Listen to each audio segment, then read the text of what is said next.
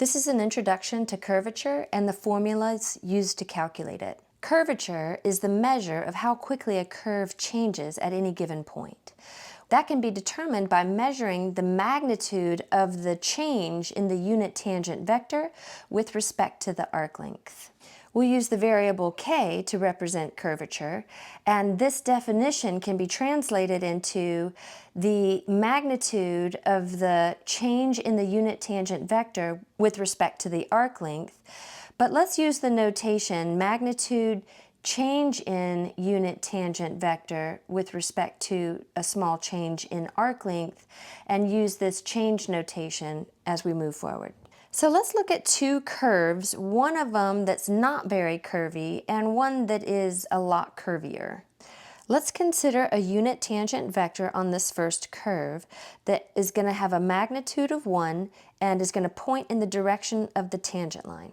Let's call this unit tangent vector at a particular moment of time or at a particular value of the parameter. Let's also, from here, trace out a section of arc, and we'll call this delta s, representing a small change in the arc length.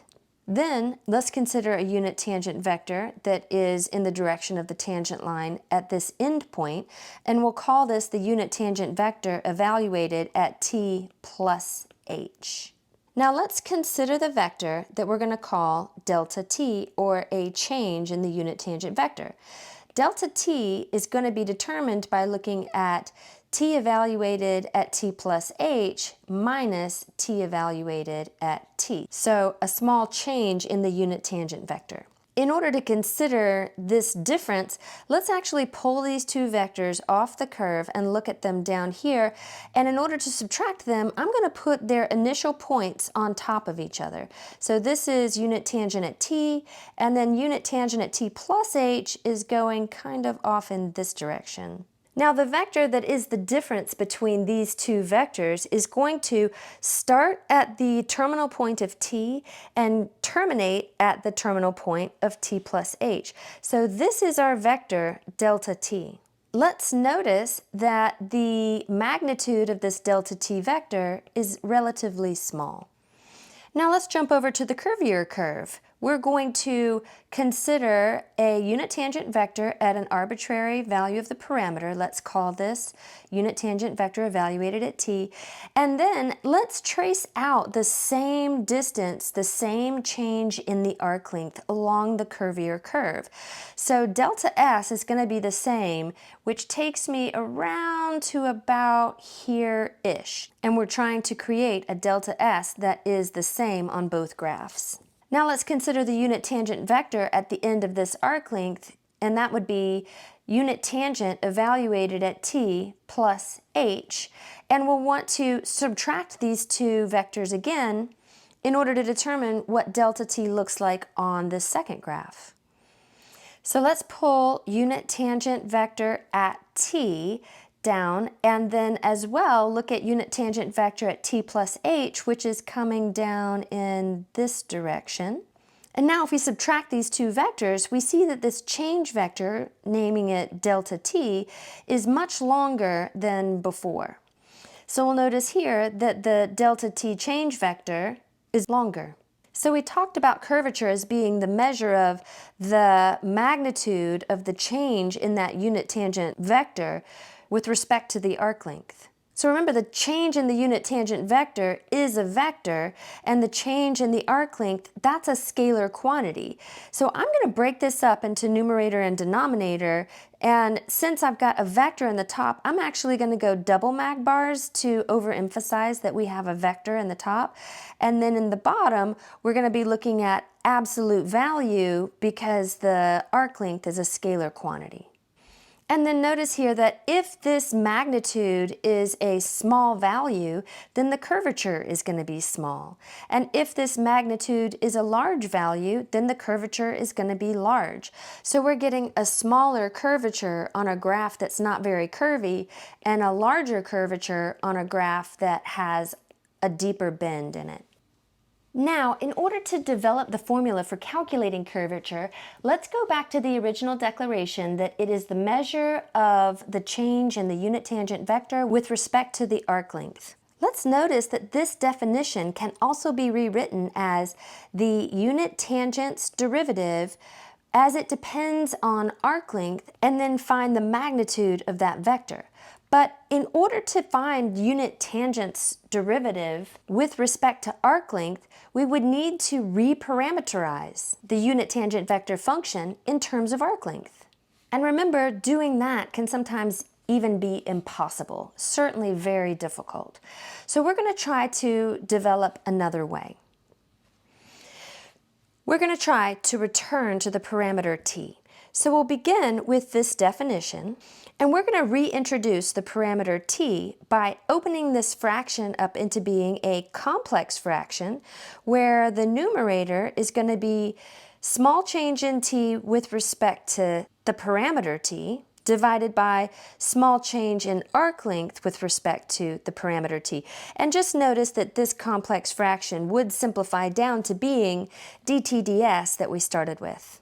But look individually at these numerators and denominators. dt dt is the same thing as t prime at t, or the derivative of the unit tangent vector with respect to time. ds dt is the same thing as s prime of t. And again, we have the magnitude bars outside of this. Now let me take a moment again to bring your attention to the fact that this is a vector in the top, indicated by the fact that we have a vector hat, and this down here in the bottom is a scalar quantity. We'll notice first that the curvature does yield a positive quantity, and when we separate top and bottom, the numerator is a vector. So again, I'm going to bring back those double mag bars and say we're looking at the magnitude of the derivative of the unit tangent vector, which again is not always 1. The magnitude of unit tangent is 1, but not necessarily the magnitude of its derivative.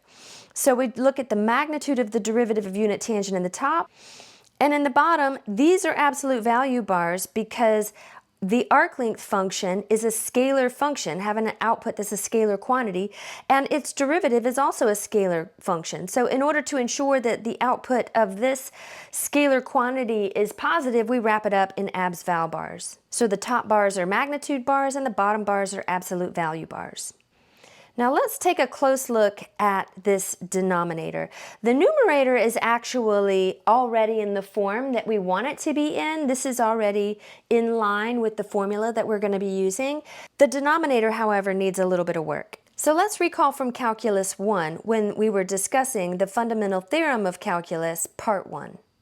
And let's consider the situation where we have a curve that is being traced out by a vector function where we are going to measure the arc from one point to another along that curve.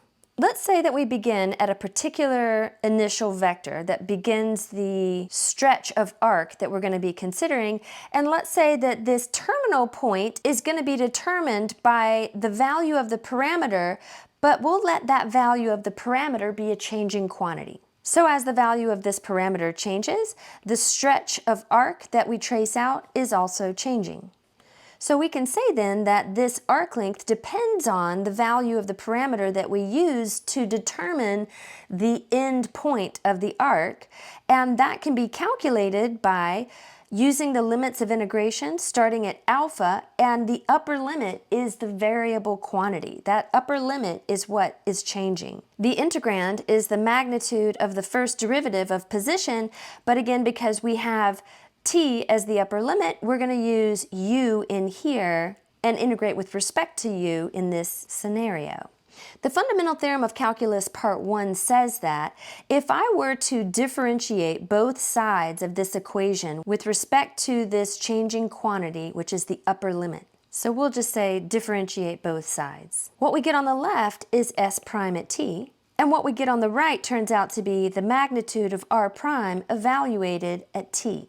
Now let's just take a minute to notice that s prime at t can be interpreted as ds dt, which is essentially a speed, right? A measure of the change in arc length with respect to time. So we can think about that as a speed.